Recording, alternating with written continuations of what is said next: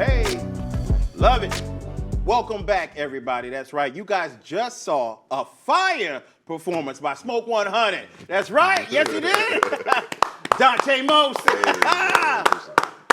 First off, tell everybody where they can get that right now.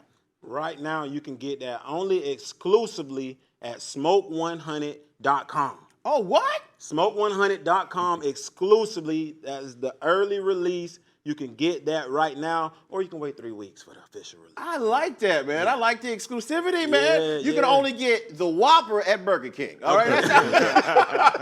That's how you do it. That's awesome, man. Yeah. First off, man, introduce this young man with you today, man. Yeah, this is my friend Dante Mose. I met him down at through one of my friends in Tampa. Okay. And he sings, and I had a track that I had been waiting for a singer. He heard the track and he was like, "Let's do it, man." I gotta get on that. Yeah, I gotta get on that. Gotcha. So we met like maybe on a Tuesday, and Thursday we was in the studio. And it was ready to go. Ready to go. Man, I had to shout this young man out because when I first saw him, I thought he was security. Like, I didn't know. I thought that because he patted me down. Like, I didn't know. You got to watch it, man. He's from Tampa, man. You got to watch him from Tampa, man. No, man, but he's such a big dude, I assume, security. But, man, you can sing really well, man. You out here killing it, man. And look at him, handsome and good-looking, young. Say some women for us, man, okay? I got you. I'm joking. I'm married. Okay? No, but a wonderful track, by the way, man. I want to ask you first and foremost, what was the motivation? Because you share a lot of personal details in that song. You can feel that you went through something. So I just kind of want to know what was the motivation behind it. So I've been doing music for some time now, but typically my music is more of a higher vibration, and it's not in such a dark place or whatever, because that's my lifestyle. But through all of that, I have went through a lot of adversity. I just chose not to stay there. That's right. Mentally or nothing, so I don't let my music reflect that or nothing. And finally, I'm like, you know what? It's time for me to express or let the world know that, the adversity that I've been through, or my, the true story. Just give them a little glimpse of the actual story, my actual lifestyle. You have gone through some stuff, but what I like about the song also is you can hear it, but you also uplift with this song as well, man. You definitely get something out of it. Like, man, you know what? It's kind of motivating, if you will. Like, I need to get up and do something. But I will tell everybody that I do talk to when it comes to being an artist, that pain that you went through, all those trials and tribulations, they made you the person that you are today, so you could be here doing this. Factual. So, man, one more time, great job, man. I mean that.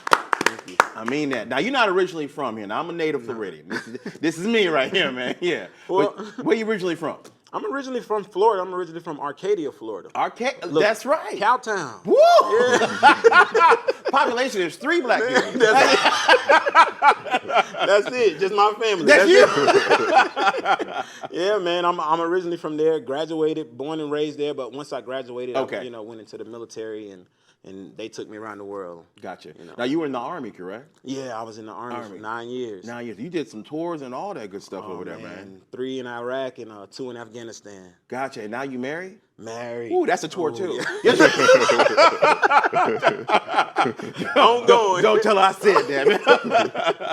No, but all the experiences though make up what you do in music. That's why I ask those questions, man. Sir. Now, when you left the military, did you know I'm going right into music, or was there a journey or something that happened that you're like, you know what, I'm gonna follow this dream? No, I knew I was gonna follow music. You knew? Like, yeah. Gotcha. I was already, because in the military we was already we had support from the military, because during these deployments, we would do talent shows. Oh, right. And we would put on talent shows, all the soldiers. And, we were one of the top performers out of the soldiers, you know what I mean? So our commander and everything, they actually supported us.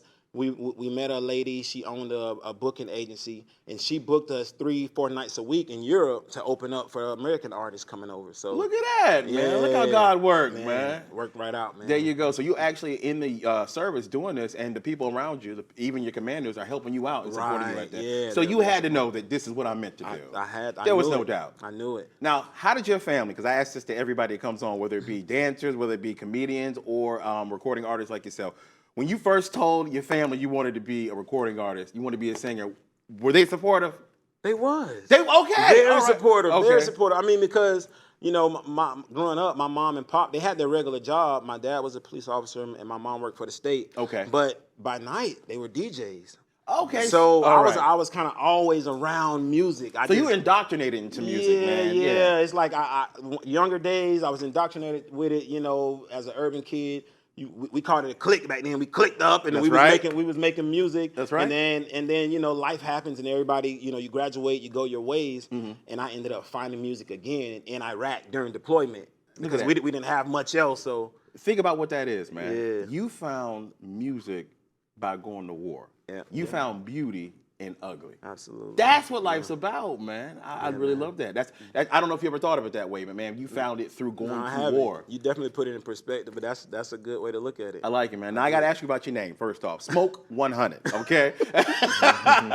Tell me, you gotta tell me something, man. Where'd you get Smoke You know, 100 from? everybody, you know, automatically come to assumptions. Smoke. So Yeah. They try to, but you know, that name actually came from my high school basketball team, my skin color. So Really? because I was like the darkest, so they was like smoke Smoke, basketball, smoke basketball, smoke. You know what I mean? Because Wesley Snipes is already taken. Right. So But that's crazy. Listen, when I was overseas, that's what all the people that I worked around and stuff overseas would call me Wesley instead of, they didn't pronounce the W's W, they pronounced it with a V. So they'd be like, Wesley Snipes, Wesley. Bro, yeah, man. So the smoke came from that high school basketball team. Gotcha. And then the 100 is my actual label. We pronounce it 1HUNIT. It breaks down to one hustling unit. Because all Love the guys are military background. We all met in the military in Iraq. that? Okay. So yeah, and then it was other smokes out there. So to make it unique, we just put it together. Gotcha. Yeah. I love everything that you're doing, man. I became a you. big fan having you here today. Thank now, you. I can talk to you all day. We're running out of time, and I know you over there, Idris. Okay, hold on.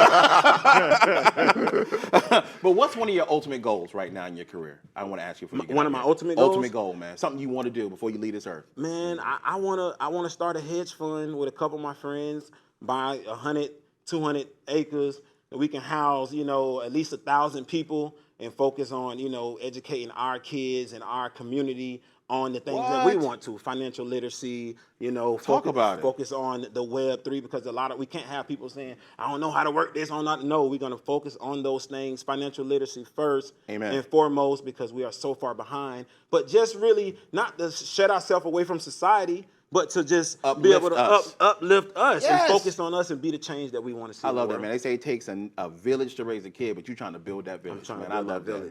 Thank you one more time, both of y'all, for being here today. Now, real quick, what's your social media so people can support and follow you? You can follow me at Smoke100, everything. All social media is at Smoke100, or you can put .com behind that. Gotcha. What about man Dante? Absolutely. You can find me on Instagram at eleezy91, ELEEZY91. Yeah. That's where you're going to find me. Even his voice smooth, y'all. Damn! Okay. Wonderful time having y'all here. I really mean it. Y'all both blessed, man. Thank y'all.